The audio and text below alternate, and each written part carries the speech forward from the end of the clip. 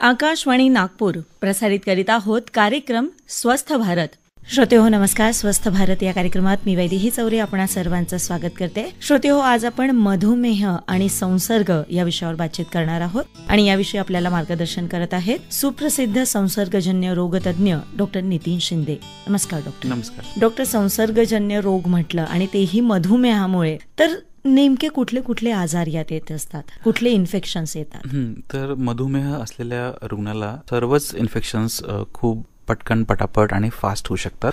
पण त्यातही काही आजार असतात जे मधुमेहाचं आम्ही त्याला म्हणतो की सिग्नेचर इन्फेक्शन्स आहेत. जसं आपला आउटर कान आहे त्याचं इन्फेक्शन होणं, त्यानंतर ब्लॅक फंगस जो म्हणतो त्याचं इन्फेक्शन होणं, जो नाकामध्ये फंगस, दातामध्ये फंगस, डोळ्यामध्ये फंगस जाणं. त्यानंतर तिसरं आहे की वारंवार युरिनरी ट्रॅक्ट इन्फेक्शन होणं, त्यानंतर निमोनिया होणं, त्याच्यानंतर पायामध्ये सेल्युलायटिस म्हणजे स्किनचं इन्फेक्शन्स. तर हे 4-5 इन्फेक्शन जे असतात they are like signature infection for diabetes. आता आपण एक एक इन्फेक्शनकडे वळणार आहोत. सगळ्यात आधी युरिनरी इन्फेक्शन बद्दल आपण बोलूयात.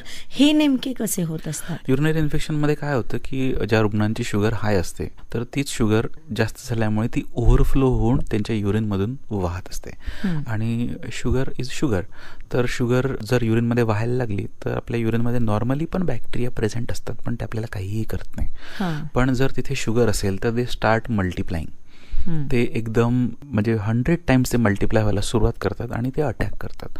आणि त्याच्यामुळं जर शुगर ओव्हरफ्लो होत असेल युरिनमध्ये तर वारंवार युरिनरी ट्रॅक्ट इन्फेक्शन होतात. तर सुरुवातीला ताप येतो, मग नंतर ताप येणं बंद होते, वारंवार लघवीला जाणे किंवा व्हाईट डिस्चार्ज होणे किंवा लघवीच्या ठिकाणी आग होणे, त्याच्यानंतर पोटामध्ये दुखणे, ओटीपोटीमध्ये दुखणे, तर हे सगळे प्रकार सुरू होतात. आणि एकदा युरिनरी ट्रॅक्ट इन्फेक्शन झालं की ते ठीक जर झालं नसेल, त्याला कंट्रोल आलं नसेल तर ते हळूहळू ते ब्लॅडर मध्ये, त्यानंतर किडनीमध्ये जाऊन पस क्रिएट करणं, पू क्रिएट करणं, गॅस क्रिएट करणं, असे सगळे त्याच्यामध्ये कॉम्प्लिकेशन्स सुरू होतात. तर त्याला आम्ही युरोसेप्सिस असं म्हणतो, म्हणजे युरिनरी ट्रॅक्ट इन्फेक्शनमुळे झालेला सेप्सिस किंवा प्रादुर्भाव, इन्फेक्शनचा प्रादुर्भाव.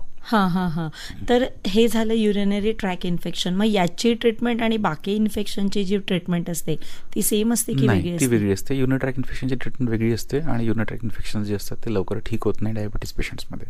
दुसरं कॉमन इन्फेक्शन जसं मी सांगितलं सेल्युलायटिस किंवा पायामध्ये इन्फेक्शन होणे.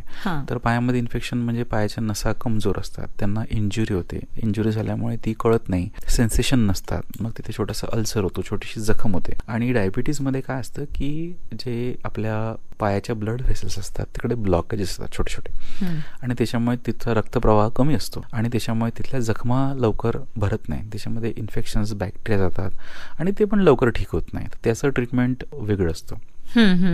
आता एक ब्लॅक फंगस बद्दल आपण बोललात. करेक्ट. ते इन्फेक्शन डायबेटिक पेशंटमध्ये कसं काय होतं? तर डायबेटिक पेशंट्समध्ये जशी इम्युनिटी आपली कमजोर असते, आपली जी कॉम्प्लिमेंट सिस्टम आहे किंवा आपले इम्युन सिस्टम आहे तर ती थोडी सुस्त असते. ती डायबिटीज ग्लुकोज हाय असल्यामुळे इम्युन सिस्टम डाऊन असते आणि त्याच्यामुळे काय होतं की जो फंगस असतो तो आपल्या शरीरामध्ये, नॉर्मल व्यक्तीच्या शरीरामध्ये फंगस गेला तरी त्याचं इम्युनिटी त्याला क्लिअर करते, पण ग्लुकोज हाय असल्यामुळे ती फंगसला आपलं इम्युनिटी क्लिअर करू शकत नाही.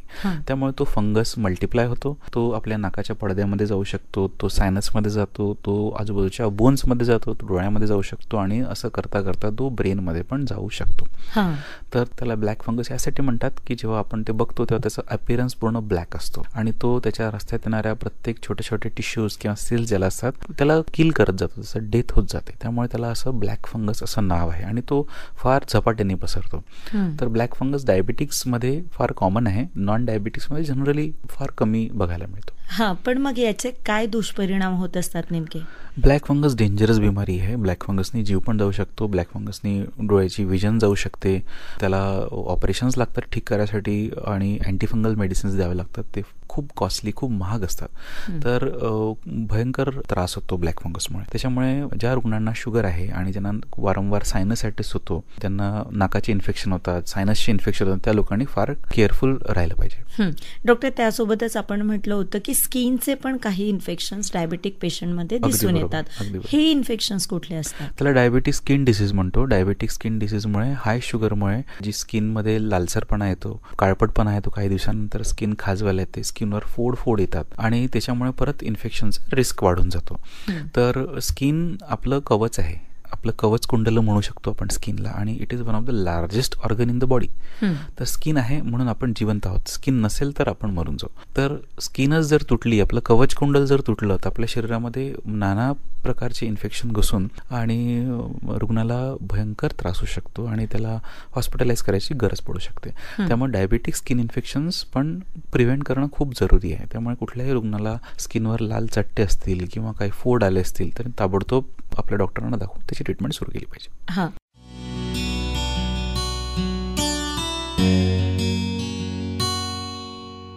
डॉक्टर, त्यासोबतच निमोनियाबद्दल आपण म्हणालात. करेक्ट. तर कसं काय होतं? निमोनिया जर साधारण व्यक्तीला सर्दी खोकला झाला असेल तर त्याचा 4-5 दिवसामध्ये सर्दी खोकला ठीक होऊन जाईल. पण एखाद्याचा शुगर जर हाय असेल तर तो सर्दी खोकला निमोनियामध्ये त्याला चेंज व्हायला काही वेळ लागत नाही. आणि डायबिटीजमध्ये जर निमोनिया झाला तर तो सिव्हिअर राहू शकतो. रुग्णाला लवकर ब्रेथलेसनेस किंवा श्वास घ्यायला अडचण जाणे, त्याला व्हेंटिलेटरची आवश्यकता राहणे, हे सगळे प्रकार होऊ शकतात. सध्या आपण बघत असाल तर स्वाईन फ्लू निमोनिया एक नागपूरमध्ये आणि नागपूरच्या आजूबाजूला भरपूर चालू आहे. तर डायबिटीज पेशंटमध्ये पण स्वाईन फ्लू निमोनिया जास्त सिव्हिअर होतो आणि त्यामुळे मृत्यू होण्याची, दगावण्याची पण फार चान्सेस असतात. डॉक्टर, पायाचे जे इन्फेक्शन असतात त्यामध्ये डायबेटिक फूट हे पण एक इन्फेक्शन आहे का? सेल्युलायटिस वेगळा, डायबेटिक फूट वेगळा. डायबेटिक फूट म्हणजे पायामध्ये सेन्सेशन नसल्यामुळे पायाची स्किन तुटणे, त्याला ब्रेक होणे, त्याला भेगा पडणे आणि तिथे छोटा अल्सर बनणे आणि मग तो अल्सर मोठा मोठा होत जाणे, त्याच्यामध्ये इन्फेक्शन होणे आणि मग ते इन्फेक्शन झालं की ते जे पायाचे छोटे छोटे हाड असतात त्या हाडामध्ये जाऊन पसरणे. तर ह्याला डायबेटिक फूट म्हणतो. आणि हा डायबेटिक फूट झाला तर बऱ्याच पेशंट्सला पाय कापावा लागतो, अंगठा कापावा लागतो, अर्धा फूट कापावा लागतो. तर diabetic foot is a number 1 reason for amputation nowadays. तर ते पाय कापावा लागतो. मग पाय कापला की रुग्णाला चालता येत नाही, त्याला आर्टिफिशियल फूट लावावा लागतो. तर भरपूर प्रॉब्लेम होतात. तर diabetic foot is a preventable disease. तर प्रत्येक डायबिटीजच्या माणसाला आपल्या पायाची काळजी घेणं अत्यंत आवश्यक आहे. तर आपला पाय बघणे, शुगर कंट्रोलमध्ये ठेवणे हे तर आहेच, पण त्याच्या व्यतिरिक्त आपला पाय रोज बघणे, पायाला इजा न होऊ देणे, पायाला कोरडं ठेवणे, पायाच्या 2 बोटामध्ये ते जे फंगल इन्फेक्शन ज्याला चिकल्या म्हणतो आपण सर्वसाधारण भाषेमध्ये, चिकल्या न होऊ देणे आणि जर त्या झाल्या तर त्याला ताबडतोब त्याचं ट्रीटमेंट करणे. तर ह्या सगळ्या गोष्टी खूप छोट्या छोट्या, अगदी छोट्या छोट्या गोष्टी आहे, पण ह्या इतक्या इम्पॉर्टंट आहे की या गोष्टीमुळे आपण डायबेटिक फूट अवॉइड करू शकतो. डॉक्टर, पायाचे वेगवेगळे इन्फेक्शन आपण सांगितले, मग या इन्फेक्शनमध्ये कारणं आणि लक्षणं सिमिलर असतात की वेगवेगळी असतात? कारणं लक्षणं सेमच असतात. कारण तर हाय शुगर आहे. दुसरं, बरेच डायबिटीजच्या रुग्णाला स्मोकिंगची पण एक सवय असते. तर स्मोकिंगमुळे डायबेटिक फूटचं प्रमाण अजून दुप्पट तिप्पट होऊन जाते. तर ते एक ॲडिशनल कारण आहे. आणि लक्षणं नेमकी काय असतात? लक्षणं पायामध्ये मुंग्या येणे, झुंझुनी येणे, पायामध्ये गोळे येणे, चालायची इच्छा न होणे, तर असे बरेच त्याचे लक्षण असतात. डॉक्टर, त्यासोबत टीबी पण होऊ शकतो असं म्हटलं जातं डायबेटिक पेशंटमध्ये. Yes, diabetes is a risk factor for tuberculosis. तर आपल्याकडे India is a number 1 country in the world of having diabetic population. इतकं डायबिटीज आपल्याकडे इंडियामध्ये पसरलेलं आहे आणि ॲट द सेम टाइम म्हणून डायबिटीज वाढल्यामुळे ट्युबरक्युलोसिस पण वाढत आहे. Tuberculosis basically a disease of bad air, म्हणजे जिथे क्राउडिंग असतं आणि माल न्यूट्रिशन असते, म्हणजे जिकडे लोकांना खायला मिळत नाही किंवा क्राउडिंग असते, हवा शुद्ध नसते, हा बेसिकली टीबी अशा लोकांमध्ये होतो. पण आता माल न्यूट्रिशन, आपण वेगळ्या लेव्हलला गेलो माल न्यूट्रिशनमध्ये. आपल्याकडे खायला भरपूर आहे पण त्यात प्रोटीन्स नाही आहे. आपण कार्बोहायड्रेट्स खातो भरपूर, आपल्या आहारामध्ये 70 ते 80% कार्बोहायड्रेट्स आहेत आणि प्रोटीन डिफिशियन्सीमुळे एक इतकी प्रोटीन डिफिशियन्सी कम्युनिटीमध्ये आहे and that is a number 1 reason for increasing tuberculosis in India. आता एक रिसेंट स्टडी झाला झारखंडमध्ये आणि त्यांनी बघितलं की ज्या लोकांना टीबी झाला होता त्याचे जे कॉन्टॅक्ट्स, घरातले जे लोक होते त्याचे त्यांनी 2 ग्रुप केले आणि एका ग्रुपला त्यांनी भरपूर प्रोटीन दिले रोज खायला आणि दुसऱ्या ग्रुपला त्यांचं जे नॉर्मल जेवण होतं ते खाऊ दिलं. तर ज्यांना प्रोटीन खूप खायला दिले त्यातल्या बऱ्याच कमी लोकांना सेकंडरी टीबी झाला. म्हणजे जो मेन रुग्ण होता त्याच्यापासून तो पसरला नाही कारण ते लोक प्रोटीन्स खात होते आणि जे नॉर्मल जेवण करत होते त्यातल्या बऱ्याच लोकांना टीबी झाला. तर प्रोटीन्स आहारामध्ये वाढवल्यामुळे टीबीची मात्रा कमी झाली कम्युनिटीमध्ये. 10,500 रुग्णांचा हा स्टडी होता ज्याला इंडियामध्ये तो पब्लिश झाला 2 महिन्यापूर्वी. तर आपल्या इंडियन पॉप्युलेशनमध्ये प्रोटीनची कमतरता असल्यामुळे ओव्हरऑल दीज आर 2 रिझन्स, त्याच्यामुळे डायबिटीज पण वाढतोय आणि ट्युबरक्युलोसिस पण वाढतोय. आणि तो ट्युबरक्युलोसिस वाढतोय, तो एक्स्ट्रा पल्मोनरी ट्युबरक्युलोसिस म्हणजे फुफ्फुसं सोडून तो हाडांमध्ये जातोय, तो डोळ्यांमध्ये जातोय, तो युरिनरी ट्रॅक्टमध्ये किडनीमध्ये जातोय, तो गाठींमध्ये जातोय. तर अशा वेगवेगळ्या अवयवांमध्ये तो टीबी आता पसरतोय आणि तो डिफिकल्ट टू डायग्नोज आहे, लांब ट्रीटमेंट आहे, खूप दिवस पेशंट्सना औषधी घ्यावं लागतं आणि त्याचा प्रॉब्लेम होतो. तर क्षयरोग आणि मधुमेह याचा खूप स्ट्रॉंग कनेक्शन आहे. म्हणजे जर तुमची शुगर अनकंट्रोल्ड असेल तर वर्षातून एकदा तरी तुम्हाला ट्युबरक्युलोसिस स्क्रीनिंग करायला पाहिजे, असं काही सोसायटी रिकमेंड करतो. पण मग यातही काही स्टेजेस असतात का? त्याच्यामध्ये पण स्टेजेस असतात. बऱ्याचदा तो मिस होतो ऍक्टिव्हली. जोपर्यंत तुम्ही त्याला बघत नाही तोपर्यंत तो ट्युबरक्युलोसिस तो मिस होऊ शकतो आणि त्याला ऍक्टिव्हली आम्ही त्याला हंटिंग म्हणतो, वी हंट फॉर इट, की ते ट्युबरक्युलोसिस खरोखरच आहे की नाही, आणि असेल तर त्याला लगेच ट्रीटमेंट सुरू करा.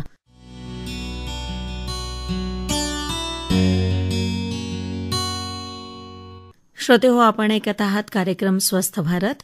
आजचा आपला विषय आहे मधुमेह आणि संसर्ग, आणि या विषयावर आपल्याला मार्गदर्शन करत आहेत सुप्रसिद्ध संसर्गजन्य रोग तज्ज्ञ डॉक्टर नितीन शिंदे.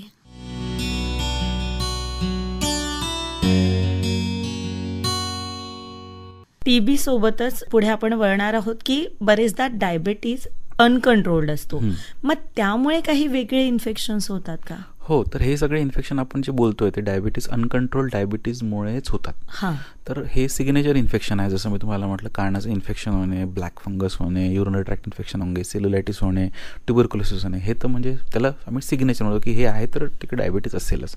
पण ह्याच्या व्यतिरिक्त पण ओव्हरऑल इन्फेक्शनची रिस्क, कुठल्या पण इन्फेक्शनची रिस्क डायबिटीजच्या रुग्णामध्ये वाढून जाते. त्यांना काहीही झालं तर लगेच त्यांना कुठल्याही क्षणी इन्फेक्शनचा धोका असतो. पण याचा परिणाम कितपर्यंत होत असतो? म्हणजे काय परिणाम किंवा दुष्परिणाम दिसून येत असतात? याचे दुष्परिणाम हा आहे की वारंवार जर एखादा ज्याला मधुमेह नसेल त्याला इन्फेक्शन होईल, त्याचं इन्फेक्शन लवकर ठीक होईल. मधुमेहाच्या रुग्णाचं ठीक होणार नाही, त्यांना भरती करावं लागेल, ते उपचाराला प्रतिसाद देणार नाही, त्यांना ICU मध्ये ऍडमिट करावं लागेल, त्यांना ते अजून आजारी होतील. आणि किडनी फेल्युअर हे नंबर 1 एक कॉम्प्लिकेशन आहे डायबिटीजच्या रुग्णांमध्ये. त्यांना कुठलं पण इन्फेक्शन झालं की नंतर ते किडनी फेल्युअर डेव्हलप होणे, अक्यूट किडनी फेल्युअर असं ज्याला म्हणतो. कारण की सततचा डायबिटीज असल्यामुळे, सतत शुगर हाय असल्यामुळे किडनी डॅमेज होणे, आणि जेव्हा असं कुठलं पण इन्फेक्शन झालं तर किडनी फेल होणे आणि त्यांना डायलिसिस लागणे. तर हा एक कॉमन दुष्परिणाम डायबिटीसच्या रुग्णांमध्ये असतो. त्या व्यतिरिक्त कुठले इन्फेक्शन्स असतात डॉक्टर की ज्याचा उपचार लगेच होणं आवश्यक असतं? बरेच इन्फेक्शन असतं, जसं मेनिंजायटिस आहे किंवा ब्रेन टीबी आहे किंवा ज्याला आम्ही पायलोनेफ्रायटिस म्हणतो, म्हणजे किडनीमध्ये होणारे इन्फेक्शन आहे. तर असे जे इन्फेक्शन असतात त्याचा उपचार, किंवा निमोनिया आहे त्याचा म्हणजे ticking time is ticking in that. तुम्ही जितका लवकर उपचार केला तेवढा तो पेशंट लगेच बरा होईल. तर अशा जीवघेणे इन्फेक्शन्स असतात. आता मेनिंजायटिस म्हटलं किंवा ब्रेन टीबी म्हटलं, हे मुख्यत्वे आपण सांगितलं की याचं ट्रीटमेंट लगेच व्हायला हवं. पण मग हे कसं ओळखायचं की आपल्याला हे झालं आहे आणि आता ट्रीटमेंट अत्यंत आवश्यक आहे?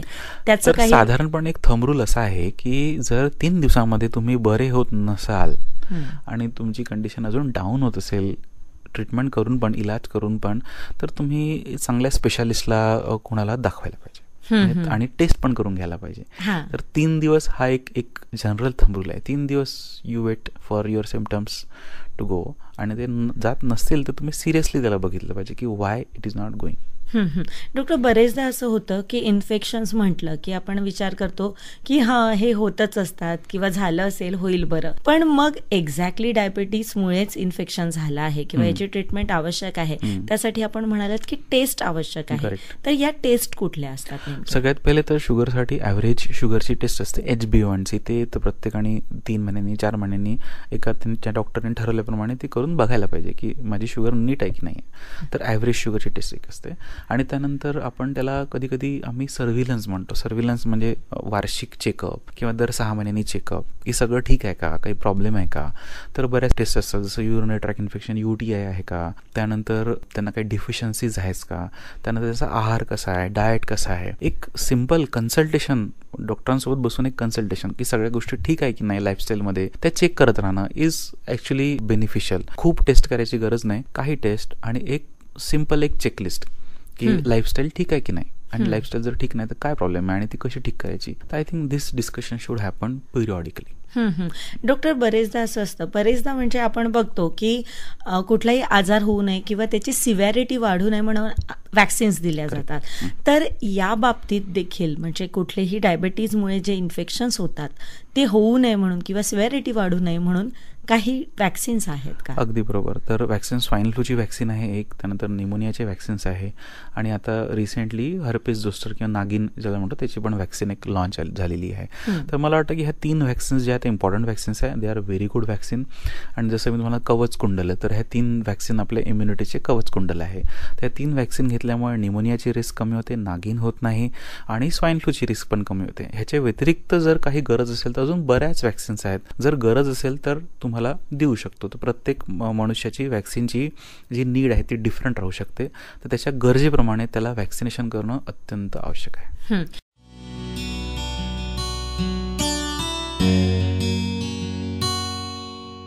डॉक्टर, एकंदरीतच या वेगवेगळ्या इन्फेक्शन्सवर जे डायबिटीजमुळे होतात त्यावर उपचार पद्धती काय करण्यात येते? इन्फेक्शनवर खूप अत्यंत चांगल्या उपचार पद्धती अवेलेबल आहे. तर इन्फेक्शनची सगळ्यात पहिली उपचार पद्धती म्हणजे अँटीबायोटिक्स, दुसरी म्हणजे सपोर्टिव्ह ट्रीटमेंट, म्हणजे ज्याला जे काही सपोर्टिव्ह ट्रीटमेंट करता येईल ती, आणि तिसरी म्हणजे जी इम्युनिटी वाईट आहे की जेव्हा डाऊन आहे किंवा ती डिस्फंक्शनल आहे त्याला करेक्ट करणे. तर दॅट इज लाईफस्टाईल इंटरव्हेन्शन. थोडं लाईफस्टाईल चेंज केलं की इम्युनिटी तुमची ठीक होऊ शकते. तर हे 3 मेन गोष्टी असतात, antibiotic, supportive treatment and correcting the immunity जी खराब झाली आहे, ज्याच्यामुळे बेसिकली इन्फेक्शन झालं आहे त्याला ठीक करणे. ह्या 3 गोष्टींनी हा सगळा आपण प्रॉब्लेम्सला हँडल करू शकतो. हां, आता एकंदरीतच आपल्या पूर्ण बोलण्यात एक गोष्ट तर लक्षात आली की डायबिटीजमुळे हे इन्फेक्शन होण्याचे चान्सेस जास्त असतात. त्यामुळे डायबिटीज पेशंटनी हे इन्फेक्शन्स होऊ नये म्हणून काही काळजी ते घेऊ शकतात का? हां, तर सगळ्यात नंबर 1 म्हणजे शुगर्स कंट्रोल करणे. त्याच्यासाठी ते बघणे की ते नीट आहे की नाही, आणि एक रेग्युलर चेकअप करणे, रेग्युलर फॉलोअप ठेवणे, वॅक्सिनेशन्स करणे, आणि सिंड्रोम स्पेसिफिक म्हणजे जे कॉमन आजार आहे डायबिटीजचे त्याच्याबद्दल अलर्ट राहणे. जर एखाद्याला सायनसचा आजार असेल तर ब्लॅक फंगस होऊ नये म्हणून ते सगळं ठीक आहे की नाही, काय प्रॉब्लेम आहे का ते बघत राहणे. एखाद्याला वारंवार युरिन इन्फेक्शन्स होत असेल तर युरिन चेक करत राहणे. युरिन इन्फेक्शन अवॉइड करायसाठी काय काय सिंपल गोष्टी असतात त्या करत राहणे. पायाची काळजी घेणे. तर हे स्पेसिफिक जे इन्फेक्शन असतात त्याचे specific preventive measure, sugar control करणे आणि रेग्युलर फॉलोअप. आय थिंक ह्या 3 गोष्टी आहे ज्या केल्या तर हे इन्फेक्शन होणारच नाही, बिकॉज दे आर 100% प्रिव्हेंटिव्ह. हां, डॉक्टर सर, ते शेवटी आमच्या श्रोत्यांना आपण काय मार्गदर्शन कराल? माझा शेवटचा एकच मेसेज राहील सगळ्यांना की diabetes is a disease of food, and औषधं तर घ्याच, पण आपला जो फूड एन्व्हायरमेंट आहे त्याला चेंज करायचा प्रयत्न करा. आणि दुसरा माझा मेसेज हा राहील की तुम्हाला कुठलंही इन्फेक्शन जर होत आहे तर अलर्ट राहा आणि ताबडतोब डॉक्टरांना दाखवा. डॉक्टर नितीन शिंदे, आपण इथे आलात आणि एकंदरीतच मधुमेह आणि संसर्ग याविषयी आमच्या सर्व श्रोत्यांना मार्गदर्शन केलं. आकाशवाणीतर्फे मी आपले आभारी आहे. धन्यवाद.